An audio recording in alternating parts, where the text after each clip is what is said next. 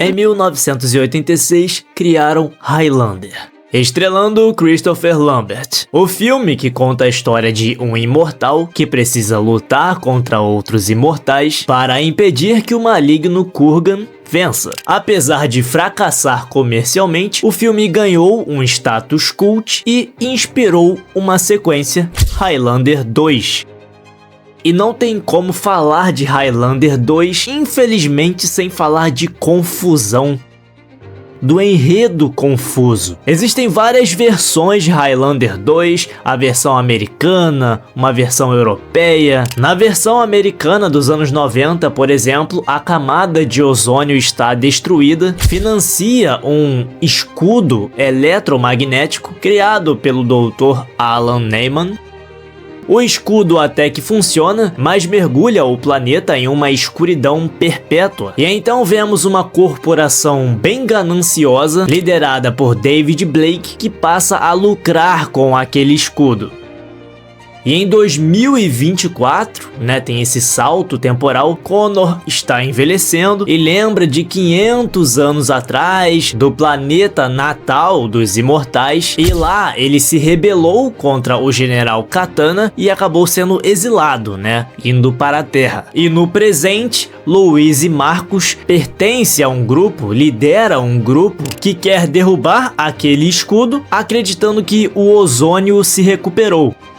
Katana então envia assassinos, Connor os derrota, recupera a sua juventude e até ressuscita Ramirez.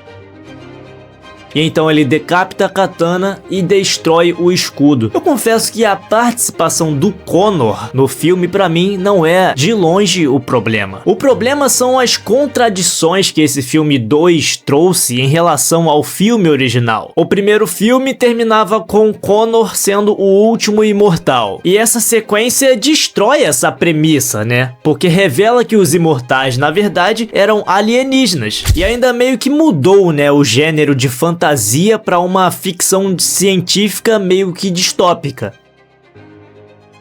Aliás, o filme foi produzido num contexto caótico. Foi filmado lá na Argentina e na época o país estava numa crise financeira enorme, o que transformou o orçamento desse filme, que era de 14 milhões de dólares, em 34 milhões de dólares devido à hiperinflação da época. Então a seguradora assumiu ali o controle da produção, demitiu a equipe editorial que iniciou esse projeto e cortou ainda toda a participação criativa de Mulcahy, o diretor, para reduzir os custos.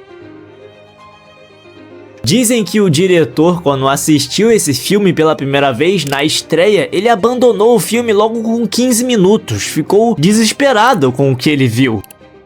Ele foi até ameaçado de processo caso ele criticasse esse filme publicamente. E cara, dá pra entender, mudaram a premissa do filme original, geraram várias contradições e todo esse contexto sociopolítico do país em que filmaram acabou transformando o que seria uma sequência muito esperada em um tremendo fracasso.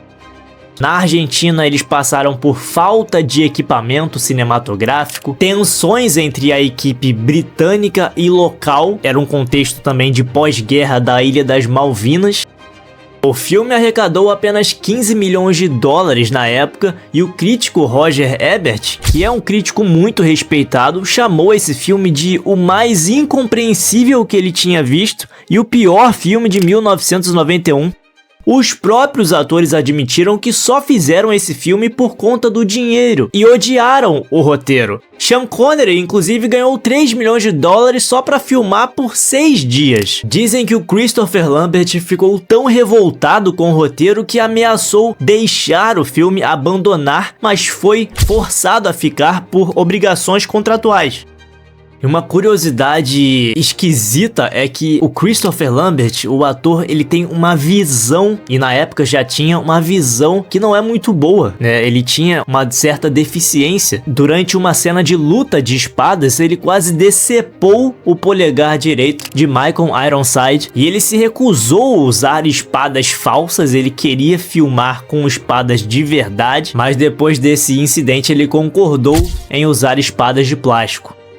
Outro motivo também para ele ameaçar abandonar o filme era que Ramirez originalmente não estava previsto para esse filme, só que Christopher Lambert e Sean Connery haviam se tornado tão amigos durante o filme original que Christopher Lambert bateu o pé e queria a volta de Sean Connery. E Sean Connery acabou voltando e recebendo 3 milhões de dólares para filmar por apenas 6 dias. Ou seja, no meio de uma grande inflação, ainda pagaram esse salário astronômico para o Sean Connery, que acabou voltando para o seu personagem Ramirez, o único personagem que Sean Connery interpretou mais de uma vez, além de James Bond. E esse filme, cara, ficou considerado na história como o filme ignorado de Highlander, porque ele contradiz totalmente o primeiro filme. Todos os outros filmes que vieram depois ignora esse filme, de tão mal escrito que foi. O ator Clancy Brown foi convidado a reprisar seu papel como Kurgan em uma participação especial, mas ele recusou. Os filmes seguintes, foram decididos por serem fiéis à história do filme original, ignorando esse filme 2 completamente, ignorando toda essa mitologia que tentaram implementar. E inclusive, uma piada recorrente entre os fãs de Highlander é que Highlander 3 seria tipo um pedido de desculpas pelo segundo filme. E é um filme que realmente ele é curioso, Um filme de imortais, de seres imortais, receber um subtítulo de A Ressurreição. Qual é o sentido disso? Se tem uma frase pra gente definir a franquia Highlander é: só pode haver um. E lá no primeiro filme, mesmo com cabos visíveis na tela, animações feitas ali em cima da hora, um ritmo um pouco arrastado, algumas cenas talvez tenham envelhecido mal, ainda assim é uma história incrível, com ótimas cenas de luta e com baita atuações do elenco principal, com uma música muito marcante da banda Queen. Só que o 2 é muito difícil de ser assistido, porque ele estraga toda essa experiência minimamente aceitável do filme 1, com efeitos piores, animações piores, atuações piores e um roteiro totalmente mal escrito que contradiz a ideia original. Toda a magia foi jogada no lixo. Os imortais viraram aliens e até Sean Connery, que tinha sido morto no primeiro filme, volta por conta do dinheiro, Dinheiro esse que tava curto e sabe-se lá como eles conseguiram filmar isso na Argentina dos anos 90, caótica, superinflação, crise econômica, pega tudo isso com um roteiro péssimo, não tinha como dar certo, Esse filme, inclusive, chegou a ter 0% de avaliação no site Rotten Tomatoes, tanto por parte da crítica quanto do público. E tudo parte por essa ideia inicial de transformar os imortais em alienígenas. Foi uma grande bobagem, um grande erro.